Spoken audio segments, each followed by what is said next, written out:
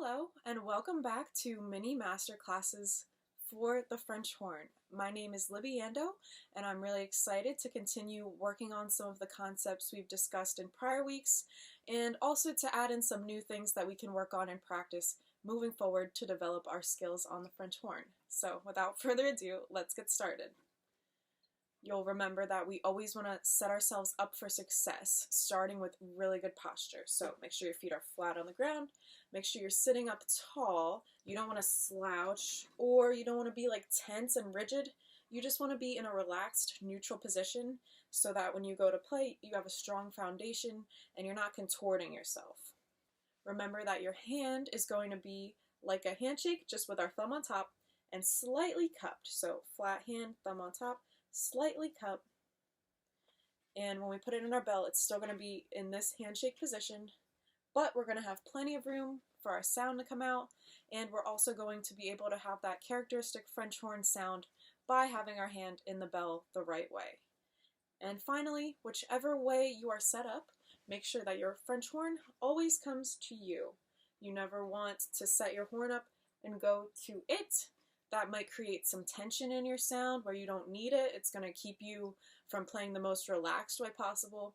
And also it's going to inhibit your airstream from being really supportive and steady and flowing. If you have your neck tilted or something like that, you're going to be creating a kind of tense airstream, which we never want on wind and brass instruments. Remember, so if you're on a pillow next to you or on your leg or supported by your hand, good posture, bring your horn to you. Then adjust your leg or your hand or whatever you need to make sure that that's the way you are going to play moving forward in your practice session.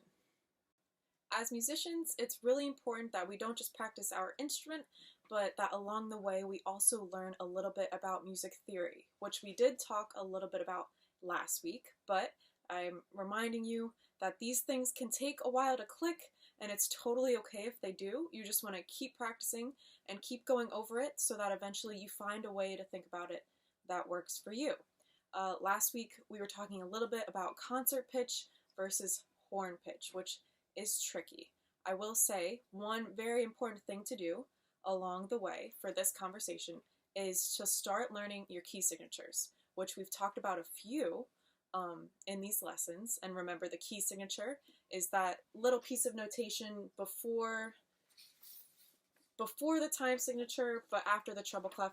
It just kind of shows us how many sharps or flats are in the music that we're playing.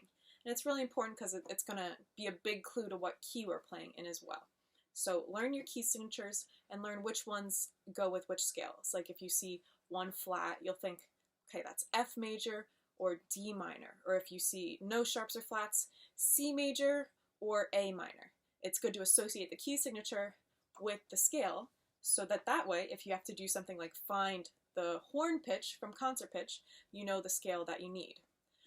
For example, if the concert pitch is F, and you know that we have to count up a perfect fifth to find the horn note, you can think in the F scale, okay, F, G, A, B flat, C. Okay, so concert F is our C, because I counted up 5 notes or a perfect fifth in the F scale. Or if someone says concert G, and you would think, okay, G, A, B, C, D. Okay, so concert G must be our D, because I counted up 5 notes along the way in that scale. Now, there are plenty of scales that you might just end up memorizing. Okay, concert B flat, that's my F scale. You hear it so much in band class or orchestra that you just start to think, okay, well, when a concert A is happening, that means I need to play an E. But it's also good to have a little method to fall back on for any of the scales that give you problems, or if you forget which concert pitch is which horn pitch. So that's a good rule. Count up 5 notes. Remember that we're a transposing instrument. When we play C, an F comes out, a concert F. Another thing that we can talk about along the same line as key signatures, transposition, concert pitch, is this diagram that you've probably seen before, the circle of fifths. Remember, it's the circle of fifths if you read it this way, it's the circle of fourths if you read it the other way, because in this way, C to G, G to D, D to A, those are all fifths. If you go this way, C to F, that's a fourth. F to be flat. That's a fourth, a perfect fourth.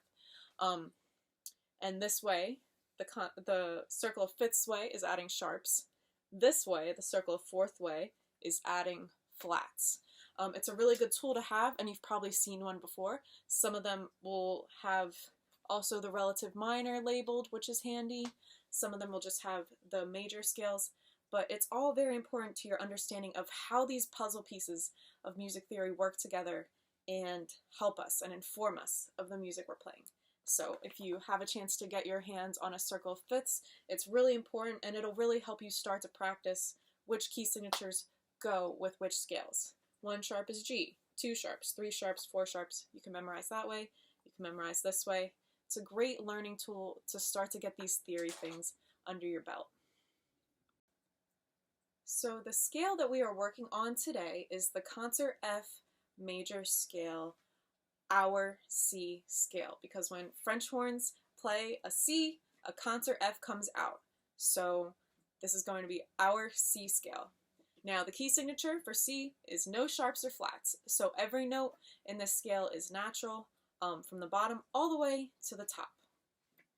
If you look at your scale sheet, it'll say concert F, C scale in parentheses, and it's going to start on that C, the first ledger line, under the staff. I'm just going to play a C long tone 2 times in a row just so I can find the pitch center of the scale from when we start to sing it. Okay, so here is a C long tone.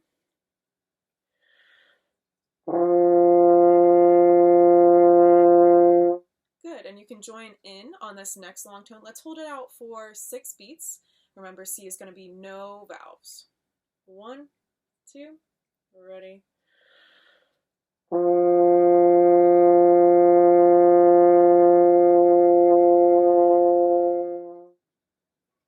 Awesome. And it's important to practice long tones every day because they help us have really steady air support and they help us strengthen up our embouchure so that we're using the right muscles in our face to make notes.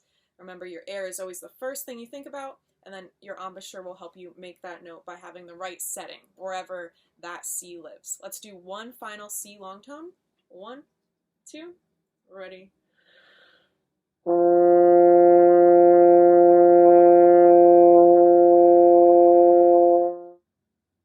Awesome. Now, for this C scale, let's take it measure by measure. The first measure, we just have that C half note and then D, E. C, D, E, do, do, do. Let's play just that bar. I'll play it twice so you can join in on the second time. 1, 2, ready.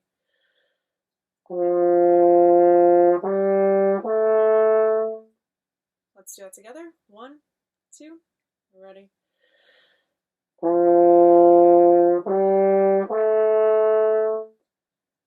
Great, and make sure, because it's saying we're having, each note is articulated in this phrase, I'm just going to tongue each note with a da or a ta. Da, da, da. Moving on to the second bar, we have F, G, A, B natural, C. If we go all the way to the downbeat of the third bar, F, G, A, B natural, C. So these fingerings are going to be the same regardless of whether you play a double horn or a single. Just remember that if you have a double horn, you'll press the thumb valve on that A, that B natural, and that C. And then once you are going back down, C, B natural, A, G is where you'll let go of that thumb valve. And if you're on single, it's just the same fingerings without the thumb valve. Let's take that second measure 2 times. I'll play it first as the example, and then you'll join in. 1, 2, ready.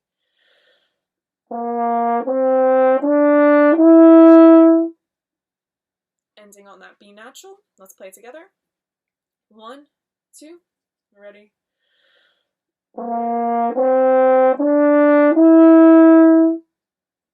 Great.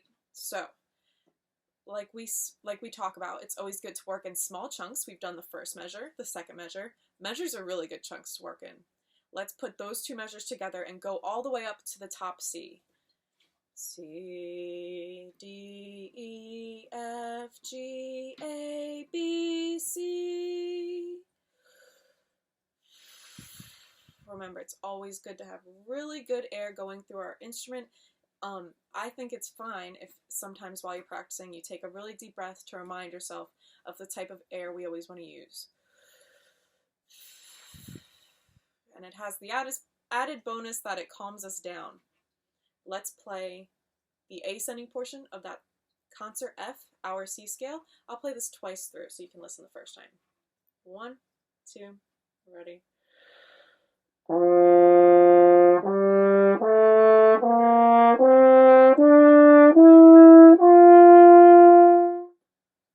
Good. Let's play it together. 1, 2, ready.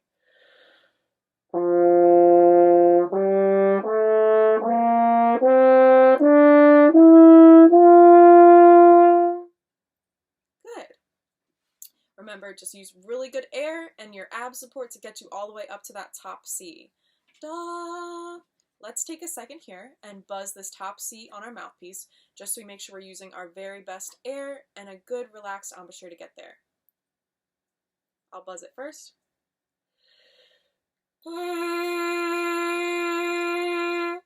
Let's buzz it together.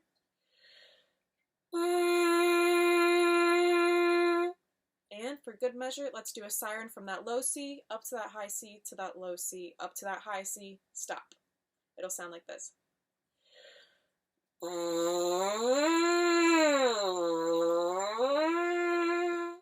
And you want to hit every note in between. Let's do that together.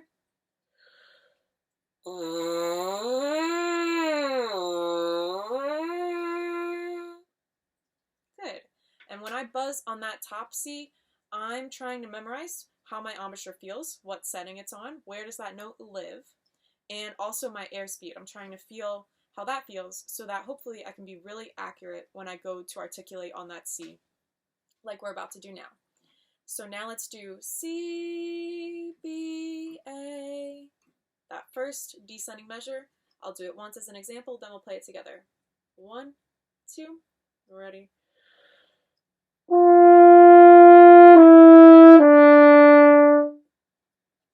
Together, 1, 2, ready.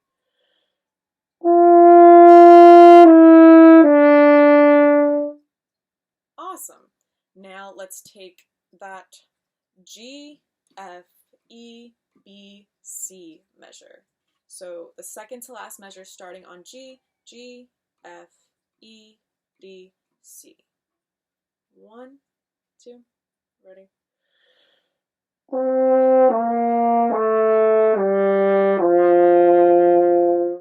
Together, 1, 2, ready.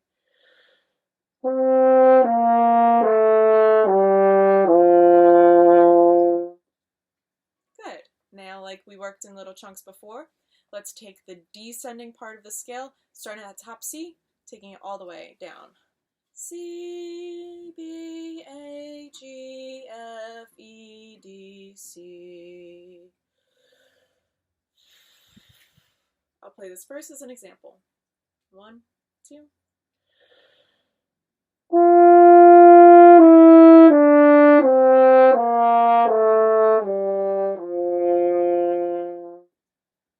Great.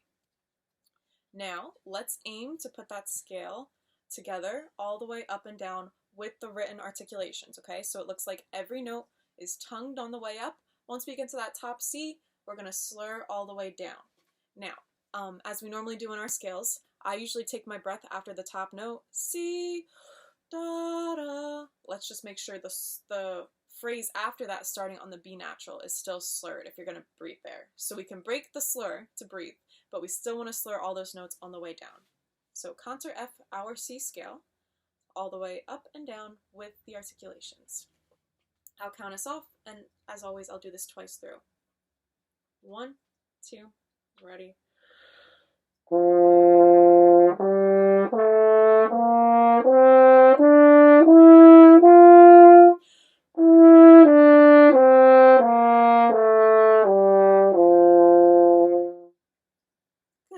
It's important to breathe at the top if you need to, because we always want to be playing on our best air. If you play that through without a breath and you find once you get to the bottom your air is really unreliable and you're at the bottom of all of your air and you've used all up you've used all of your air up, you should probably consider taking a breath at the top so that you can finish out the scale with your best sound. We never want to play on that bottom little bit of air because it's just not the most reliable for us.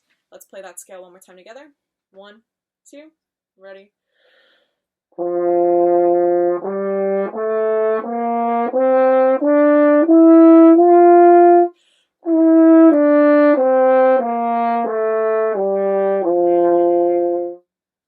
Good, and remember that when you practice that, you can do it in a variety of articulations.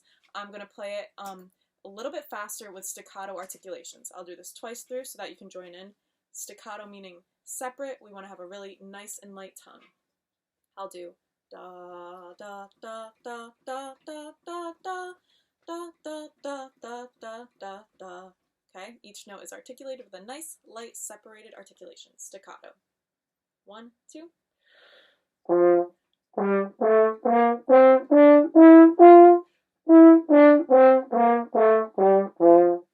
Let's do it together. 1, 2, ready.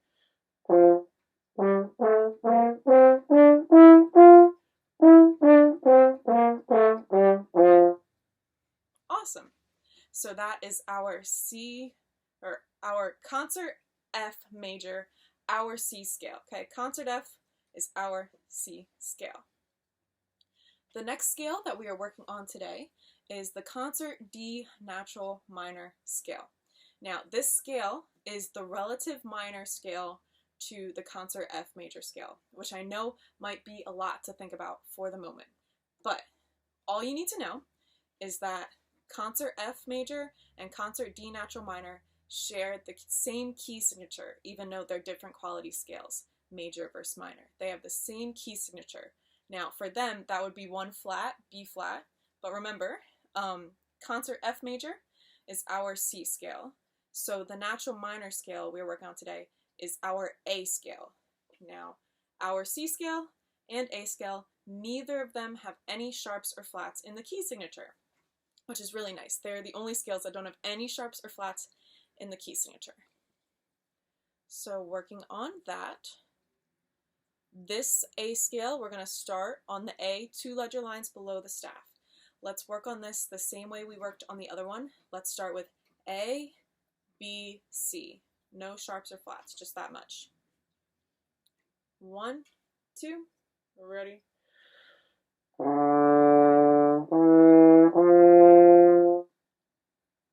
And you'll notice by the third note, you can hear that different scale quality. Let's play that together. A, B, B, C. 1, 2, ready.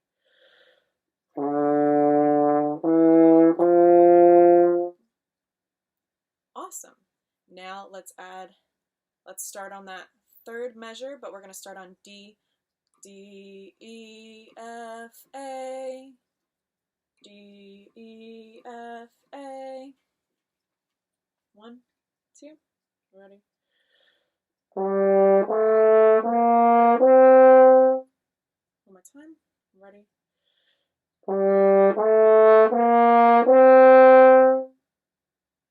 Awesome. So we have the 2 building blocks for the ascending half of the scale. Let's play the entire ascending half, A to A, our A natural minor scale, no sharps or flats. A, B, C, D, E, F, G, A. All right, if you're on a double, here's where you add the thumb valve. If you're on a single, it's still going to be 1 and 2. First time through, 1, 2, ready. One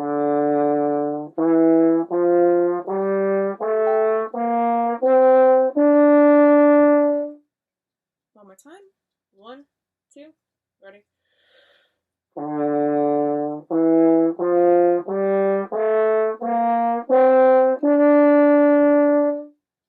Good. Now let's take it through the descending portion of the scale. So let's start with A, G, F.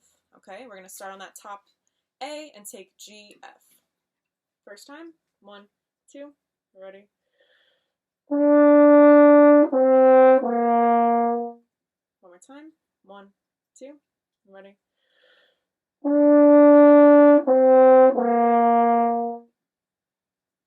why don't we finish it out by taking E, D, C, B, A. So that last part of the scale, E, D, C, B natural, A. 1, 2, ready? One more time. 1, 2, ready?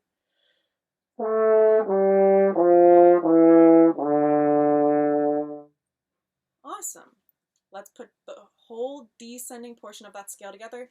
A down to A. A, G, F, E, D, C, B, A. First time. 1, 2, ready.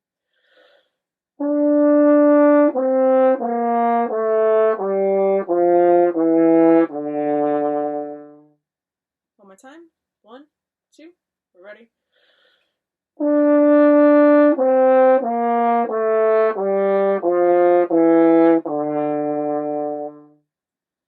Good. So we've practiced the ascending and descending portions. We articulated them that whole time. This time, let's do slurred all the way up and all the way down as we put this A natural minor scale together. Remember, you're totally okay to breathe after that top A so that you can make it down that phrase with your best air, okay? So that's where I would breathe. First time through, A natural minor scale, slurred. 1, 2, ready.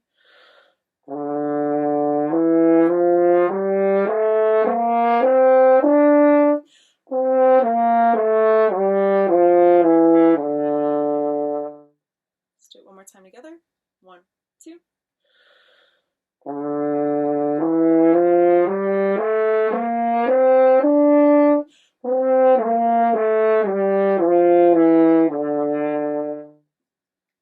Good. And in our scale sheet here, on our natural minor scale sheet, we actually have something that's really good for us to start practicing as well. We have that A natural minor arpeggio. Now, an arpeggio is just a word that means broken chord. A lot of times after scales, you'll see little arpeggios that help you outline the different chords in the scale. This one that we have at the end of our A natural minor scale is just a tonic arpeggio. That means an arpeggio built on A, the tonic of the scale, which is the scale name, A natural minor. The tonic is A. We have a tonic arpeggio here, and it's going to be A, C, E, C, A. Sorry. It's going to be A, C. It's going to be A, C, E, C, A. It's going to sound a little bit like this. I'm going to slur.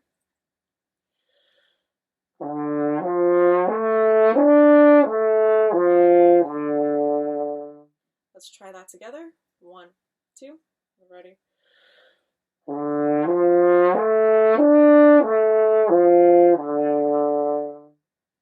Awesome. So arpeggios are great to practice because they teach us about our chords and how they should sound. They're also good for our scales because a lot of times the slur will be between two notes that have the same fingering. So you'll notice for A, that C and that E had the same fingering, and we have to practice having the right air and embouchure to work through those notes and make them sound nice and smooth without any bumps. As always, it can take some time to develop that skill, so don't get frustrated. Just make sure you're doing everything properly. Make sure you're using really good air support and that you're not tensing up or squeezing or pressing into your embouchure to make those notes happen. You should appear nice and relaxed.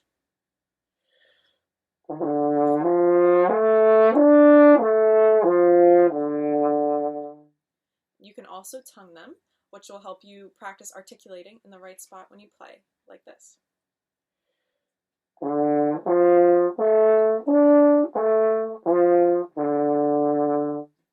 So like everything else, make sure you practice your scales and arpeggios in a variety of ways so that you practice being flexible and just keeping yourself on your toes. It's always more fun to have variety in your practice than to do the same thing every day. So thank you guys for coming to the mini masterclass for today. Make sure this week that you're practicing your scales, and I'll see you next week.